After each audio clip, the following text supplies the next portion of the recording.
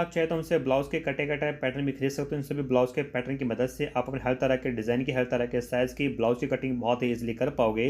इन पैटर्न में आपको Prince cut blouse, simple folded blouse, Bombay cut, belt वाला ब्लाउज़, बॉट नेक वाला ब्लाउज़, कॉलर वाला ब्लाउज़, सिंगल कटोरी, डबल कटोरी, दोनों ब्लाउज आपको मिल जाएंगे। इसमें आपको प्रिंस कट कुर्ती, सिंपल कुर्ती, प्लेटो वाली कुर्ती और पैंट वगैरह सभी तरह के पैटर्न आपको मिल जाएंगे। इन पैटर्न को लेने के लिए आपको इस नंबर पे व्हाट्सअप करना है, चाहे इस नंबर पर कॉल भी कर सकते हैं।